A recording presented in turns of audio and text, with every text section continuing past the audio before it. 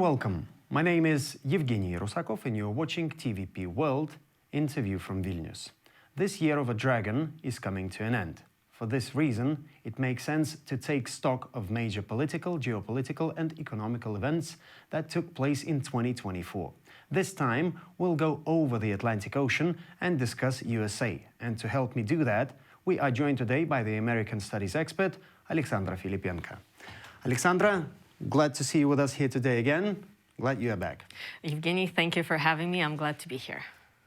Well, first of all, and I guess the most important topic in 2024 for the United States, and I guess for the rest of the world as well, was the election of president. So, well, in fact, it's not a surprise why, because the US citizens' choice has set the course for the next 4 years, not only for themselves, but for the rest of the world as well. So, firstly, what's your take on these 2024 in United States? And secondly, what should we expect in those next upcoming 4 years?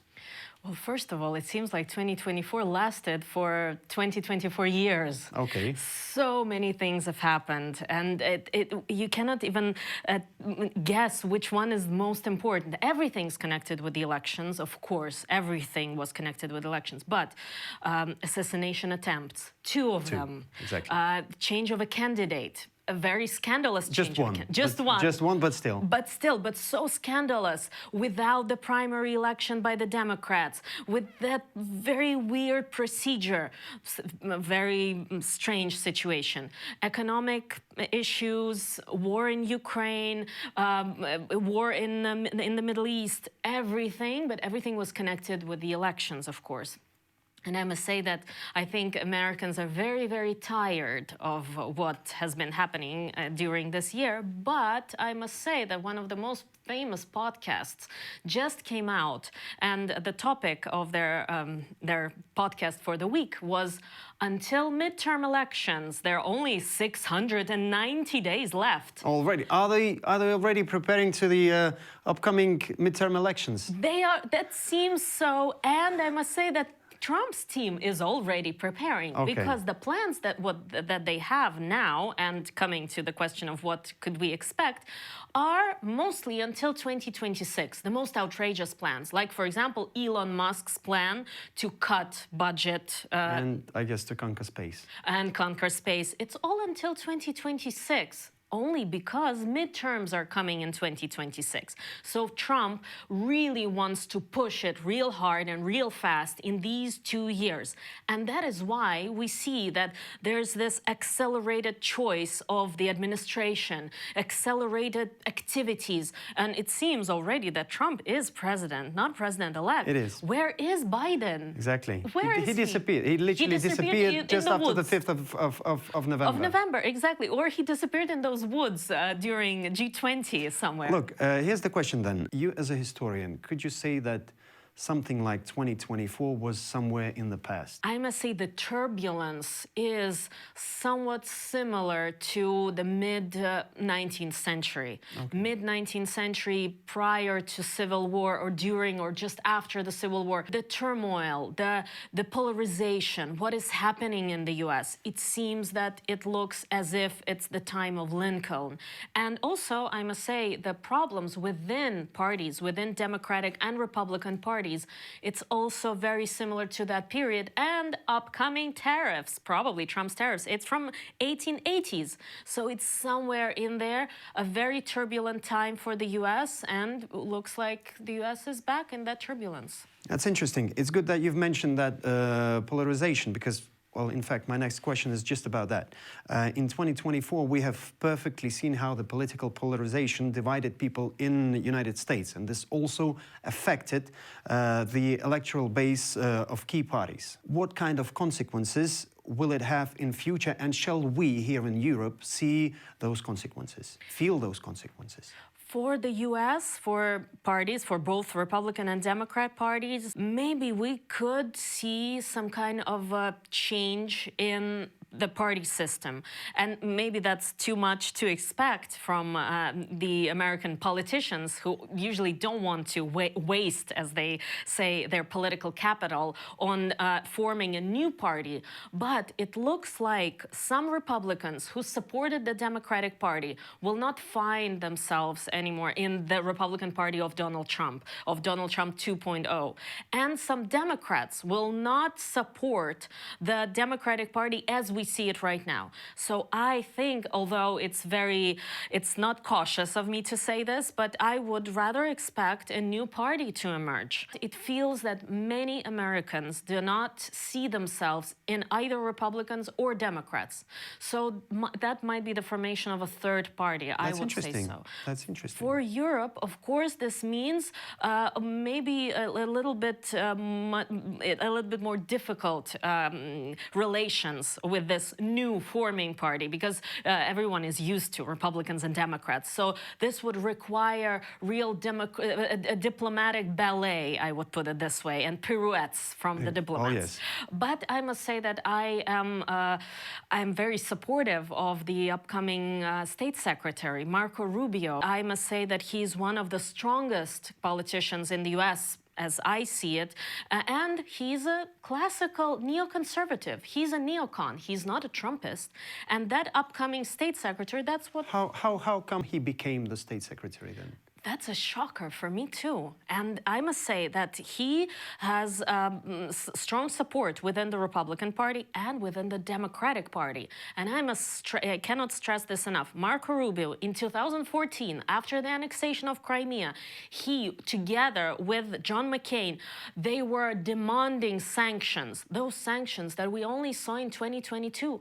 Back in 2014, American politicians, the Democratic Party, they were trying to somehow balance and not pay attention to what's happening. But Marco Rubio back then was demanding sanctions that we saw only after the full-scale invasion of Ukraine. So I must say that I put so much hope on Marco Rubio, and it's really unexpected that he's part of the Trump administration. And this means that Donald Trump understands that right now, in the international relations, he needs someone like Marco. Exactly. Okay. We'll come back to Ukraine. I wanted to talk about some other topics. According to some experts, China will be the key United States issue in 2025 and probably in the following years. So how serious is the conflict, if there is one, between USA and China? What role does Taiwan play in this regard? And why Ukraine isn't the top problem for US anymore?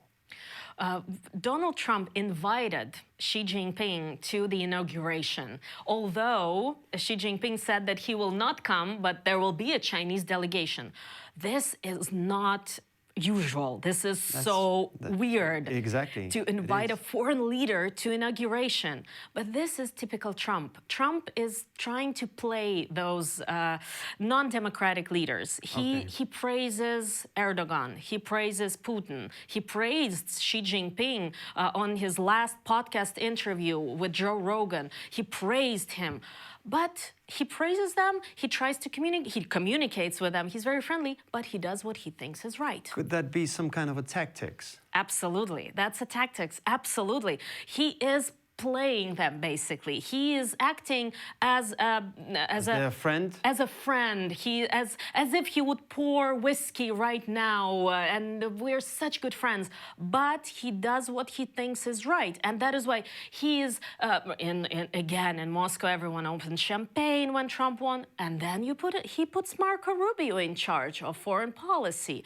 That's something different. And you go like, it's too early for champagne. That was way too early for champagne. So of course, China will be the top priority. For Donald Trump, economics is the top priority always, and tariffs, the upcoming tariffs, most probably will hit China and unfortunately American consumers hard also, because some business leaders are saying that if Trump puts on new tariffs on China, that will mean that the products will become more expensive for American American consumers. But we've seen that. Exactly, but that's very important for China. Is very important, very symbolic for Donald Trump, and Asia-Pacific region in general is symbolic and important for Trump.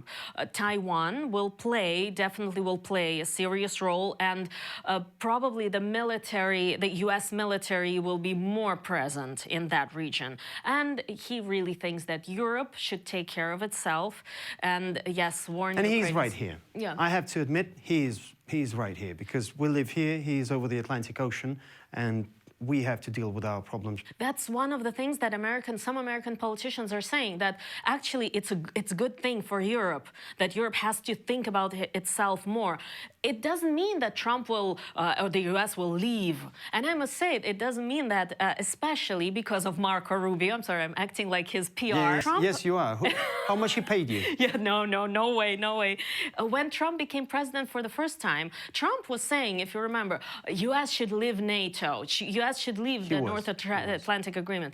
And then Marco Rubio, as a senator from Florida, he proposed a law, and it became a law for US to make it harder for the president of the United States to leave NATO. So Marco Rubio was the author of the law that made it harder for the US to leave NATO. So we see what Trump thinks, actually.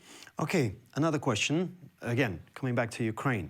US, Russia, and Ukraine. What should we expect in 2025? Trump surrounds himself with the people on Ukraine. He surrounds himself with people who want and who declared that they want to see strong Ukraine, like Kit Kellogg, like Mike Waltz, like Marco Rubio. They've all been saying that Ukraine must be strong and Ukraine must be militarized and European personnel must be in Ukraine. So this also shows us what Donald Trump thinks, although it's extremely important for him to end the war. That is true. He really wants the war to end. Especially in the context of rising China. He doesn't want, Exactly. Okay. Well, that's geopolitically, that's right, isn't it? Absolutely. Geopolitically, that is correct. And economic interests are in the Asia-Pacific region. Okay, another region, Middle East. What's the role of US in that region, and why has this region always been so important to the United States? Donald Trump famously transferred American embassy from Tel Aviv to Jerusalem. And that was a symbolic gesture, of course. For the US, Israel is an ally that can do anything Israel wants. And for Donald Trump especially, he thinks that United States should support Israel 100%. Taking into account his personal relations with Benjamin Netanyahu. Yes, although their relations are not so good, but now, because Donald Trump wanted Netanyahu to declare that he doesn't support the win of Joe Biden. But now it seems that the relations are getting better, and Donald Trump is definitely going to support Israel. And for Donald Trump, there is this symbolism of those people who are still, also Americans, who are still hostages by Hamas in Gaza. Because Donald Trump wants to be Reagan 2.0, or Reagan even better than Reagan. And what we think of when we think of inauguration of Reagan is that hostages, American hostages from Iran were freed. American hostages that were taken hostage during the Islamic Revolution in Iran, 1979, they were freed 2 hours after Reagan was inaugurated. So for Trump, he also wants the hostages to be freed, just like Reagan did. So do you think that Donald Trump wants to take the Nobel Prize? Yeah, I think so, because there is nothing better or nothing more that he can strive for. Only, I don't know, if Elon Musk would have elections on Mars, maybe then. But that's in 2026. That's in 2026, yes, maybe. But no, the 2 times president, winner, a 100% winner. A comeback president. A comeback president. Yes, a star. That only happened once in American history. So Donald Trump already made history so many times, and now he's a winner. What else can he get? Only the Nobel Peace Prize. So that's probably what he's striving for. Well, I guess Year of a Dragon couldn't be better, and Donald Trump should be really thankful to that creature. Thank you so much for joining us today, and I really hope to see you in the next year. Thank you very much for having me. And I would like to remind our viewers that our guest for today was an American studies expert, Alexandra Filippenko. You're watching TVP World. Stay with us.